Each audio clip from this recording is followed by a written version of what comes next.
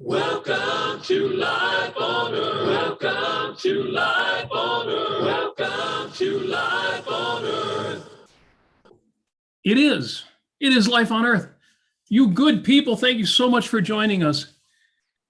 Are we glad you are here today? And I'll tell you why. Today is December 2nd, 2021. And we have just 23 days left to get in the Christmas mood. And it is a great time to look back and look forward and count our blessings and strap ourselves in for an exciting or bumpy ride. So we thought it would be a good time to look back on the highlights of 2021 and think about where the hell are we? What's been going on lately? Some of the conversations that have been taking place on the Ayn Rand Center UK channel, and some of the things we can look forward to. But I'm going to start out by going back to the original opening of this show, in which I explained, why is the show called Life on Earth? Seems self-evident. But the original impetus, the original inspiration came from this book. Oh, there's the camera. This book. This is the original softcover printing, 1982, of Philosophy Who Needs It by Ayn Rand. It isn't signed, is it? It is not. In fact, 1982 was before I even found objectivism. So we inherited this copy of the book from a good friend of ours who passed away but lived well because of these ideas. And toward the end of the title speech, Philosophy Who Needs It, Ayn Rand said, "What is my selfish interest in this matter?" Speaking to the graduating class at West Point. "I am confident enough to think that if you accept the importance of philosophy and the task of examining it critically, it is my philosophy, you will come to accept. Formally, I call it objectivism, but informally, I call it a philosophy for living on Earth."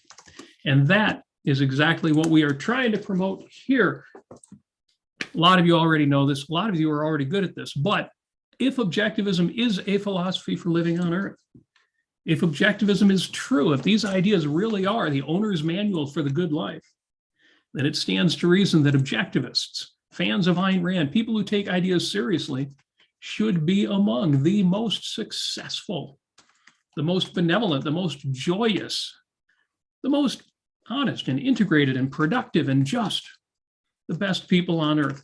I'm counting on you joining us on that journey to make our lives what these ideas can make them. And that, again, is why today, December 2nd, we're looking back on 2021, talking about the remainder of the year and what's coming up next year. 3 domains, 3 areas I'm looking at. And I want you to join me for this journey. I'll be asking some questions, and I want your answers in the chat. First of all, I looked back on the news of 2021. Did you know? I did. What was the first news story of 2021 after the Happy New Year news cute stories? We have a vaccine now? We had a vaccine at the end of 2020. That was the good news of 2020. Yeah, well, it wasn't available quite to the public yet, though. That's true. It didn't really roll. But yes, coronavirus news throughout 2021. We could debate over whether there was more good news or bad news, but compared to 2020, solid. Absolutely. No, the first news story that came up when I did my research for 2021 was the Capitol insurrection. Was that really this year? Yeah, it was, unfortunately. Crazy. That was, storming the Capitol. I know some of my friends didn't think it was that bad. I felt like it was 9/11 again. It was substantially fewer people died, but it was our own people attacking our own people. Not good. I wonder if people who thought, well, it's about damn time, with 8, 9, 10, 11 months of looking back, now think, oh yeah, that really wasn't the right thing to do. It could be. I don't know. I've seen surprisingly few people change their minds about this. Or they have changed their mind. They're not admitting it. That's probably what's going on here. Yep. So that goes back to January. And then I looked through the months for the highlights of each month's news. And we had shootings, murders in Atlanta and Georgia and Dallas and Virginia Beach and Frederick, Maryland and North Carolina and Cincinnati. And it's amazing And that's just the first few months of the year. Then I gave up keeping track of that. Amazing how much of that happened throughout the year.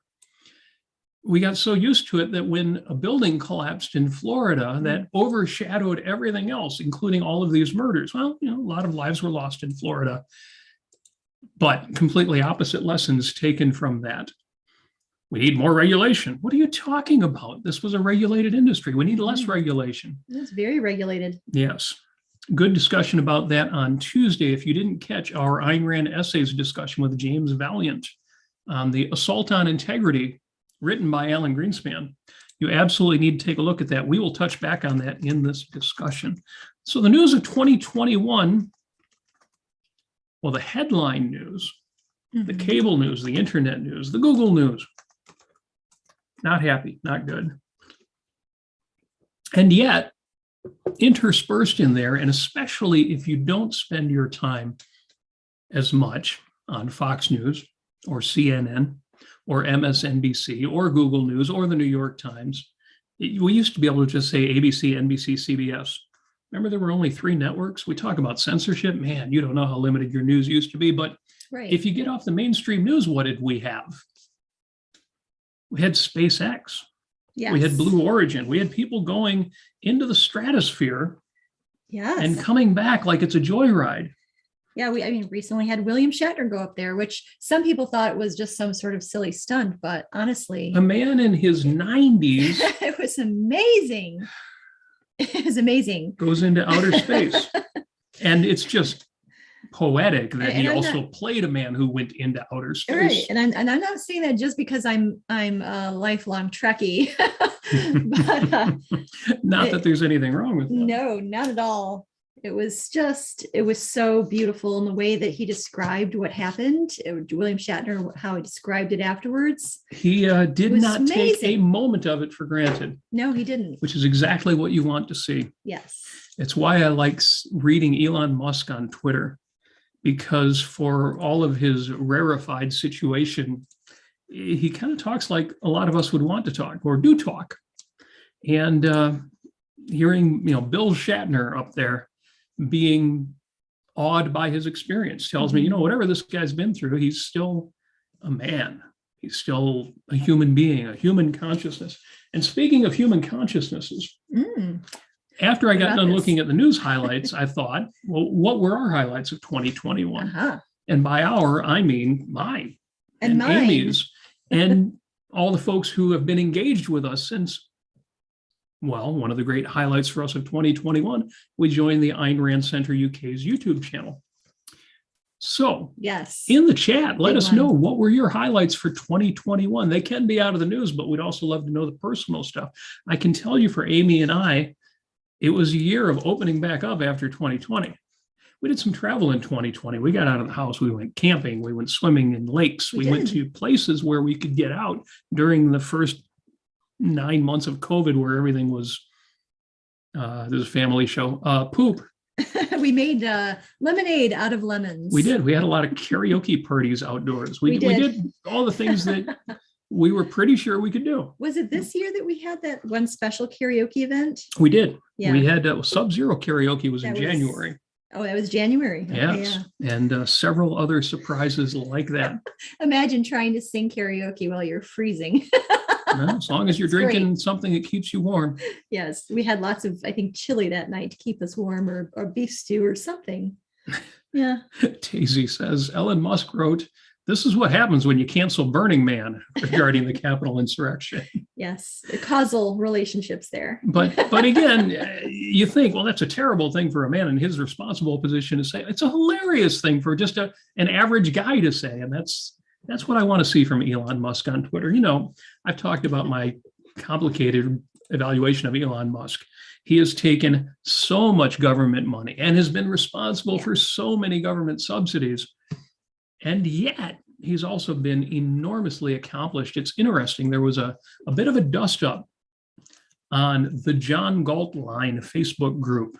If you're not in that group, you should be. It's a good group, as social network groups go. It's about as good as it gets. There was dust. There was a dust up. There was a row. There was fisticuffs. Or some would say a row. Oh, yeah. Somebody posted a link to Amish Adalja's recent tweet Mhm. on Twitter, in which Adalja expressed his admiration for Anthony Fauci. Oh no. Yes, yes. And it was interesting to see the folks sharpening their claw without really even thinking about it. Just Fauci's a bad guy. Adalja seems to go along with what Fauci says, therefore he's a bad guy. Very simplistic is honoring it too much. Just foolish, just absurd. Foolishness. There is an author and philosophy professor and teacher at Van Damme Academy, Oh. a gentleman who has lived a heroic life, came out of Jamaica, a homosexual man of color, has faced all these obstacles. He's got all the what do they call them, intersectionality attributes, where everybody should just be giving this guy all the props in the world. Yeah. And yet he's had to put up with all this stuff because objectivist, pro-capitalist, it just doesn't go. Right. And he's been a bit of a hero lately in objectivist circles until he posted a recent post. He had attended the annual, whatever it is they do, of the Atlas Society. Now, to somebody like me who regards the Atlas Society as kind of a funky organization, and I put it in those terms intentionally, Well, because I'm not going to get into the ins and outs and why I don't support that organization. But when I see somebody like Jason Hill happy that he went to their event, I'm happy for him, even though it's a disappointment to me in some ways. And yet people got the long knives out and said, oh, if you support that organization, I no longer support you. And I thought the same thing with the dust up on the John Galt line. Oh, if you have anything nice to say about Anthony Fauci, you're now on my enemies list. That kind of simplistic analysis should be beneath the dignity of anybody who regards themselves as rational or even reasonable. Or thinking. Disappointing. Well, so I mean, you know my theory about all that. People love catharsis. They love to complain. They love it. They do love that. And they love easy answers. They love easy answers. Or as Tazy says in the chat, mob mentality. She's also given us a super chat. We do have the super chat going on. Folks who watch us on Sundays, you know, we don't have super chat because you need 2,000, 10,000, well, 1,000 subscribers. If you're not subscribed to my YouTube channel, youtube.com/Robert Nasir, get us up to 1,000 so we can do the super chat. But today we're supporting the Ayn Rand Center UK. We're on the Ayn Rand Center UK. Yes, we are. Your super chat helps keep the organization going. We'll take 15 seconds for a quick commercial here. Ayn Rand Center with an re.co.uk. Link will be in the chat. Join, be a member, but also during our show, super chat. Yeah, put a couple bucks on your comment or question. It stands out. It looks cool, like Tazy's has its cat animation in blue. It's very cool. And it helps the organization. So hook us up. And it makes us look good. Like, gee, when Robert and Amy are on, we get a lot of money. You know, that's cool too. That said, yes, personal highlights, 2021. We looked back on the news, looking back on ourselves. As hard as 2020 was, we traveled this year. We went to New Orleans. We went to Ocon. Ocon 2021, as I said on this show, was amazeballs, or excuse me, amazing. What is amazeballs? Any balls, man? Balls to the wall. We're going to go random here. Everybody should say that word. Everybody.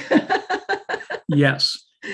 We went up north. We went down south. We went everywhere we could manage to find the time to go, even though Amy's still working for a living. Yeah, I'm what's still up with working that? full time at home. We're gonna get into that too, because that is relevant to what we're talking about today as we do this progress report 2021 and get everybody, including ourselves, ready for Christmas. But first, I have to jump to the third domain, the last domain I want to discuss about 2021, because I looked at the ABC, CBS, NBC, and today's version, the MSNBC and the Fox News, and of course, still the New York Times. They're still on that list. They still exist. And then I went to where the real news is. And I went to Progress Network. And I went to humanprogress.org. And even organizations, which again fit that funky history profile, Cato. In fact, Cato just had a essay, Julian Simon was right. A half century of population growth, increasing prosperity, and falling commodity prices. Many people believe that global population growth leads to greater poverty and more famines, but evidence suggests otherwise. I think suggests is too weak there, but okay.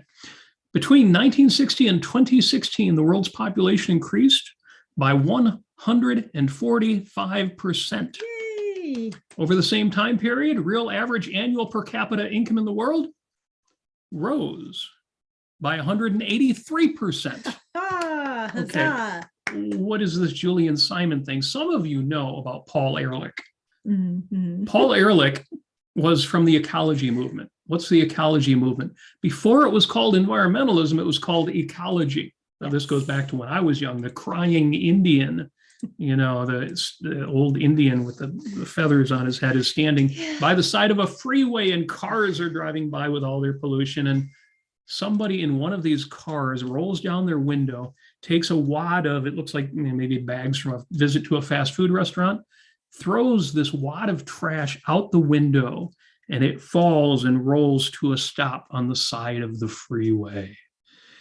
And the camera pans up to the Indian, and on his face is a single tear. And that's what ecology was. That was the anti-pollution movement. When I was a kid, it wasn't about global warming, not yet. In fact, before global warming, some of you will remember there were warning of the next ice age. Yeah. Because all of the smoke, all of the pollution was going to make all the clouds dirty and the sun couldn't get through and the planet was going to freeze. Yes, that's right. The logic was unassailable. Unassailable. And completely wrong. But this guy, Paul Ehrlich, was one of the doomsayers of the ecology movement. And he said, we're destroying the planet. I'm just running the numbers. And as population goes up, resources are going to go down.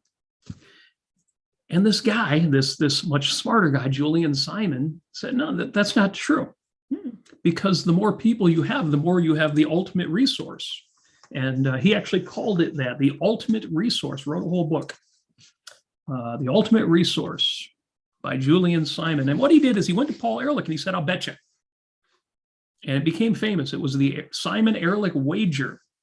In 1980, scientific wager between business professor Julian Simon and biologist Paul Ehrlich, betting on a mutually agreed upon measure of resource scarcity over the decade leading up to 1990. So 1980 to 1990. The widely followed contest originated in the pages of the Social Science Quarterly, where Simon challenged Ehrlich to put his money where his mouth was. In response to Ehrlich's published claim that, quote, if I were a gambler, I would take even money that England will not exist in the year 2000. Unquote. Simon offered to take that bet, or more realistically, quote, to stake US $10,000, which is worth whatever, $25,000 now, on my belief that the cost of non-government controlled raw materials, including grain and oil, will not rise in the long run. Simon challenged Ehrlich to choose any raw materials he wanted and a date more than a year away, and he would wager on the inflation-adjusted prices decreasing as opposed to increasing. Now think about that. I'm gonna make this bet with you that prices will go down, not up. You get to pick the materials, and any time between now and a year from now, talk about giving you all the latitude in the world to pick something which you can investigate and say, yeah, that's going to be screwed by the rise in population. How much will you donate to Ayn Center UK if you're wrong, Robert? That's if I'm wrong, I'll give them everything I got. Which tells you something about how much I got. The bet was formalized on September 29th, 1980, with September 29, 1990 as the payoff date. Ehrlich chose Ehrlich. This is the ecology guy, the environmentalist guy. He gets to pick. Ehrlich chose copper, chromium, nickel, tin, and tungsten. Ehrlich lost the bet as all 5 commodities that were bet on declined in price from 1980 to 1990, the wager period. He should have picked gold. He should have picked a precious metal, an investment property. But of course, somebody like Ehrlich also assumed that gold would lose its value, that everything precious would lose its value, that everything would be watered down by the fact that there were more people. More people means less resources. So if you haven't read The Ultimate Resource, that's an oldie but goodie, but it gets better. And this is my Christmas present to you, because My whole theme for the rest of the show is going to be Christmas. There is a book coming out by Marian Tupy, who is the man behind the Human Progress Organization and the website, and co-authored with Gail Pooley, called Superabundance: The Story of Population Growth, Innovation, and Human Flourishing on an Infinitely Bountiful Planet. I'll be posting show notes right after the show on both Facebook and Twitter. Lovely. I love that, infinitely bountiful planet. So this is coming in May of next year. It's already on pre-order for me. Superabundance: The Story of Population Growth, Innovation, and Human Flourishing on an Infinitely Bountiful Planet. And it is an infinite, and Marian Tupy is not the first person to make this point. We are standing on a rock full of resources, and we have barely scratched the surface. And it's not about drilling our way down to more and more stuff, because even the things at the surface, we find more and new, better uses for. It's amazing that some of the stuff that we used to call junk is now considered fuel or raw materials. Think of what fracking did to the natural gas industry. We are just standing on a ball of resources, and we have barely scratched the surface. But I love, again, the original Julian Simon book, The Ultimate Resource, because I and you are the ultimate resource. Human reason and the capacity to produce the values that our lives require is the ultimate resource. It's the reason why, even with that tiny bit of freedom that China got during the 1990s and 2000s, really up until the 2010s when they started clamping down again, China has become an economic powerhouse, and not just in terms of producing a bunch of cheap stuff that they send over here, but look at photographs of their large cities. Some of them, you would swear it's a futuristic version of a large city in the United States. And that's what having more of the ultimate resource. I mean, the fact of the matter is that it took them until, 5 years ago to catch up to our GDP, which is a kind of shady measure anyway. But for what it's worth, they have 4 times our population. They should have caught up to us a long, long time ago. But give them a little freedom, and that's exactly what happens. Right. You know, and it's pretty amazing to me with China, despite the fact that communism, well, at least in name, I would call it cronyism or extreme. I don't know what we would call it. It's very thuggish over there, mob, kind of how Russia is. They call themselves communist or socialist or however, but it's just a lot of looting. But despite all of that, despite all the problems they have politically, and in terms of they lack a lot of human rights, they've still done amazing, just wonders, just in terms of being free to produce, free to create, free to invent, free to use their minds to the extent that they can. Yes. And because, what on earth? Oh, it's that old technology here. Let me shut that up there. Jeez. Yeah, we've been getting a lot of strange calls just from numbers we don't know. I know. If you have been trying to reach me and I don't answer your phone call, leave a voicemail. I will get back to you. Yeah, especially if it's for an extended car warranty. Yes. I need an extended car warranty. I need an extended car. Where is my flying car? I intended to, oh, sorry, we just had a super chat in that threw me there. The Ayn Rand Fan Club, which, if you don't know, is a show on YouTube. You can look them up, and they will touch the difficult subjects that a lot of us would say, oh, that might get us in trouble. But anyway, Ayn Rand Fan Club very generously says, your words for Jason Hill is a show of integrity. Well, we did just have a show on integrity, so I appreciate that. We again, we're going to send you to that show on integrity. That was a great conversation with James Valiant day before yesterday. So amazing. Link in the show notes. I'm still writing that one. I just love it. My point in bringing together these 3 domains, the year 2021 in news headlines, the year 2021 in personal stories, and the year 2021 in terms of human progress, And there are more stories I've got gathered here. For example, there was the headline, "No, Thanksgiving dinner will not cost you 14% more." See, in the first realm there, the news headlines, the CNNs and MSNBC and Fox News, Thanksgiving dinner 14% more under Joe Biden than it was under Donald Trump. Turns out that's not true. And it's not to pick on Trump or to pick on Biden, but once we account for blue-collar wage increases, the rise in the cost of Thanksgiving dinner halves from around 14% to 7% year over year. Thanksgiving dinner in 2021 will be cheaper than it was in 2019 in terms of labor cost to produce what was consumed. The feast cost 2.08 hours or 124.8 minutes of the average person's work in 2019, which means that the average American worker will work 3 minutes less in 2021 than he or she did in 2019 to pay for the meal. On average, the American worker will work 71.4 minutes less to pay for Thanksgiving dinner in 2021 than he did in 1986. It's that fact that you will only work 2/3 as much as you would have in 1986 should be a jaw dropper. There are so many people who think we work harder now than we did in the 80s or in the 50s or in the 30s. That there was this ideal in which the man went off to work and it supported an entire family. The reason very few people do that anymore is because nobody wants that. Nobody wants to settle for the lifestyle they can get that way, and nobody wants the absent father.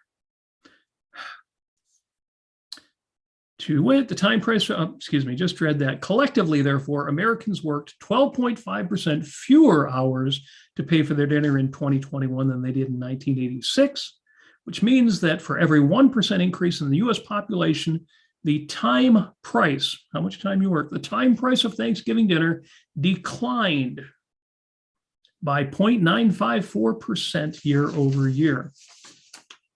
We're going to see some inflation. We're already seeing issues because of the supply chain. It's not going to be that bad. And things are so much better right now than they were 10 years ago, and 30 years ago, and 50 years ago. There's just no rational reason to think it's going to be that much worse. There are two things that I want to hammer home. Okay, do it. So feel the hammer. If you do the right things happen. Okay. Okay. If you do the right things happen. This is the benevolent universe premise. Mm-hmm. This says the universe is auspicious to human action. If you do the right things happen. Well, can't other people F that up? Don't other people screw that up? Doesn't the government and other types of corrupt individuals, criminals out there, stand in the way of the benevolent universe premise? But in so many ways, we have so much more opportunity, so much more prosperity than we did a year ago, 30 years ago, 60 years ago,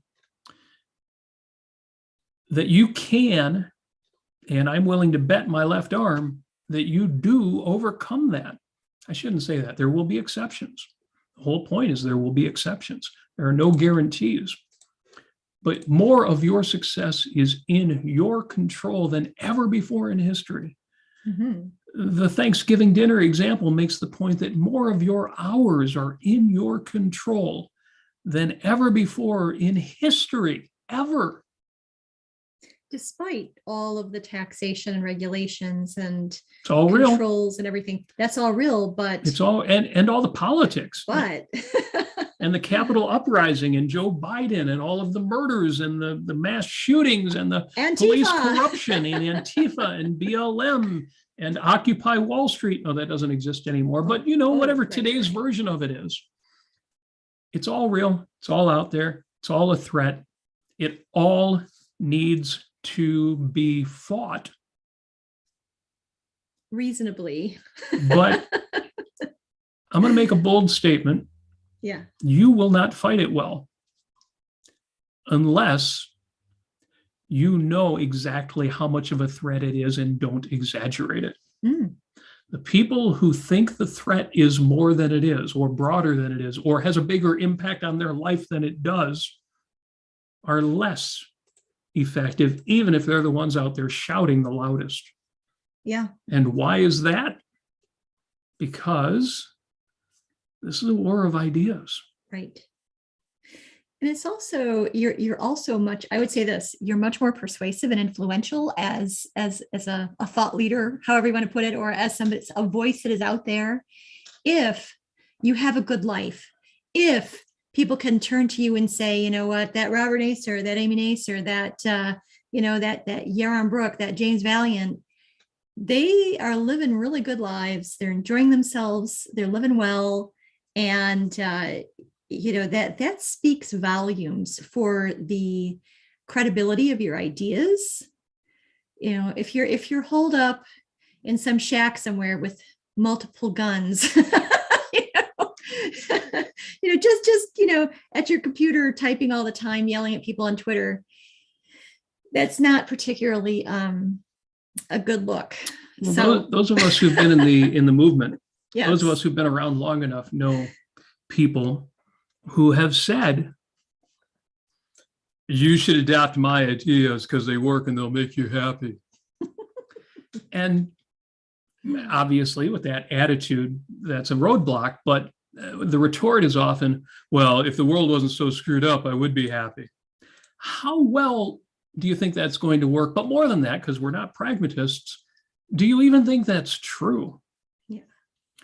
So if your philosophy is making you miserable, and obviously you can claim it's the world making you miserable, yeah. But if having adopted this philosophy, it's not making you more successful, more cheerful, more benevolent, more joyous, more able to live a good life, it's time to step back and think, oh man, maybe I've stepped in it. Maybe I've stepped in that mud puddle and I'm kind of wallowing in it and I need to get out of there. Yeah. Get back to living my life and then fight. Yes. Back in my early 20s, I came up with a slogan or a mantra for myself that I would always say is, don't step in it, step over it. Yes. Yes. And there was a lot in my life to step over, but I stepped over it and I got through it. Well, that's good. And we all know there are circumstances where you can't do that. Sometimes the way out is through, but work your way through and get out. Yeah. So two things, again, do the right things and the right things happen. That is the benevolent universe premise. Mm-hmm. And also, if you're concerned about the future, look at the past. Look at how every single measure of human flourishing has improved. Yeah. Everything has gotten better by every single measure, because you can get all consumed up in the news and it's all true. Every bad thing in the news really did. Well, some of it's fake, but every bad thing in the news did happen. There's a ton of bad news out there. There are all sorts of reasons to think, oh, here's something that's going to lead to bad stuff, and there's something that's going to lead to bad stuff. But you've got to take it in context. Despite all of that, see, I was around in the 80s when they were saying the same thing. I remember when Rush Limbaugh came on the air, and he made all of the bad stuff happening so obvious that we were wondering if we were going to get through the 90s, right, or the 2000s. Now we look at the 90s as the glory days. Those were the last times that the federal budget was balanced. Again, I'm not a Pollyanna. If you think I'm a Pollyanna, watch our episode entitled Pollyanna in the Paperless Office, Where's My Flying Car? We have talked about everything that's bad and everything that's wrong, and what this world, this earth, this United States, this England, what this should have looked like if we had been free, if we had been living by a rational philosophy. Don't get me wrong, I'm not a Pollyanna. I'm not saying all is for the best in this best of all possible worlds. Thank you, Voltaire. But of course, you were parodying that in your book. Yes, Candide. Pangloss, who glosses things over, you say. Pangloss, gloss everything, Pangloss. Yes, naive. We are not saying all is for the best in this best of all possible worlds. What we are saying is that more things are good than bad. The future is brighter than darker. There is every reason to expect that so long as good people continue to go fighting good battles for the good, that things will continue to improve.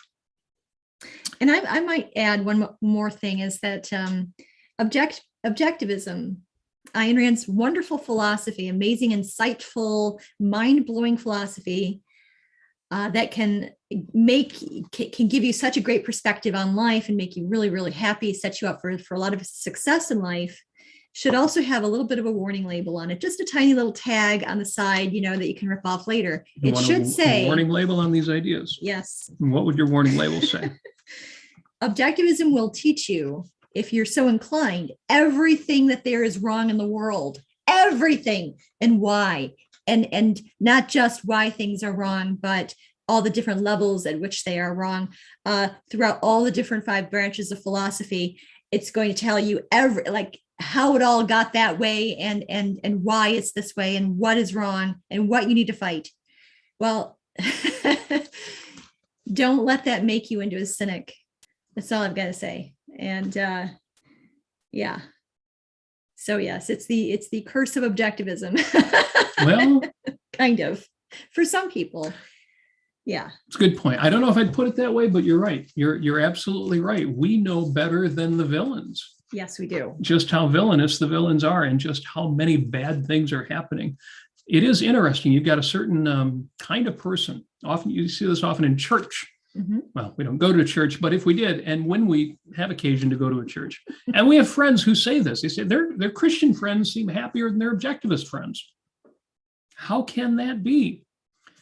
And you're right, there is the fact that most of us who've studied philosophy, and especially this philosophy, we do have a handle on just how much viciousness there is out there, and how much downright evil, but also how much just incompetence and stupidity. What was it? With great philosophical power comes great personal responsibility for yourself and keeping yourself on track. That's true. That's true. And Bonnie says hi in the super chat with $2. Oh, she also wrote, "You made me think that maybe we are getting closer to a predominantly rational culture. Maybe there aren't more irrational people than before. It just seems like it because of greater media exposure." I agree. I don't know if the culture is getting more rational on the cultural side, but I think the common sense of people is getting better because people want to live. They want values. They want success. And, it can take all sorts of forms. Some people are starting businesses while other people are starting their YouTube media empire or their TikTok channel. But yes, people, unlike the James Taggarts, or their corollaries, the Noam Chomskys, other than the extremes of people, most people do want to live. Yes. They haven't reached that level of corruption yet. Right. We're still in the Dagny stage, folks. People still do want to live. So my Christmas present for you, well, I've got a few recommendations. I'm going to send folks in the show notes to cordair.com, where they should be buying art from Cordair Fine Art. Yes. I'm going to send them to Aurum Naturals at aurum-naturals.com, where they can buy the best beeswax candles in the world. I'm going to send people to all sorts of great places where you can get what you need for Christmas. But my Christmas present to you is simply to say, it's December. It's time for Christmas. If you are that kind of person who carries that chip on your shoulder 24/7, don't evade. But you're carrying more than you should, more than you need, more than is reasonable. Yes. Fight after you've achieved your personal success. And you'll be able to fight better. Mm-hmm. And I'm going to wrap up with a quote from this book, Atlas Shrugged. And most of you will know this. Fight for the value of your person. End quote. Again, the perspective of the show. This is life on earth. This is your life. And when you get to be 30, 40, 50, 70, 80 years old, you don't get to say, gee, I wish I could take back some of that time I spent worrying about politics and achieved a little more personal satisfaction, a little more joy, a little more love for my friends and my family, a little more time with my spouse, a little more focus on the things that really make my life magical. Back to Atlas Shrugged. Fight for the value of your person. Fight for the virtue of your pride. Fight for that which is the essence of man, for his sovereign, rational mind.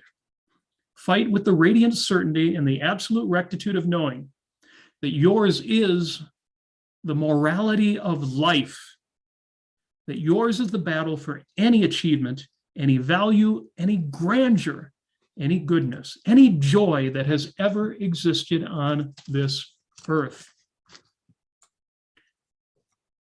You're not just fighting against evil, you're fighting for something. Yes. And those of you who join us in that fight for something, that fight for pride, that fight for joy, that fight for values, that fight for love on earth, you are our allies.